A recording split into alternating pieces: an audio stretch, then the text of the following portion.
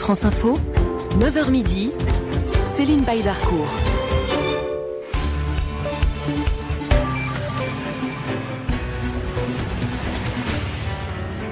Il est 10h23 sur France Info, les titres.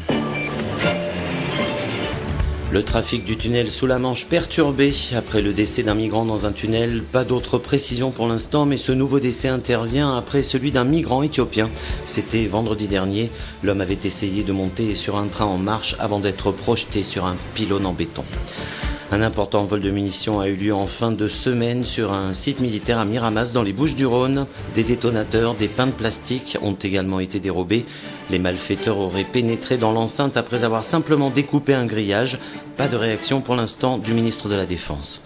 Le jour J pour les résultats du bac, plusieurs centaines de milliers de candidats vont savoir s'ils sont reçus avec ou sans mention, admis au rattrapage ou déjà recalés, avec une attente plus ou moins longue selon les académies. Les candidats d'Aix-Marseille ont été les premiers fixés dès 8h.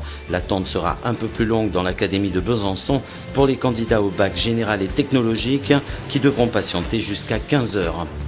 L'épisode de canicule se poursuit en France. 13 départements sont encore en vigilance orange, surtout en Auvergne, Rhône-Alpes et Saône-et-Loire.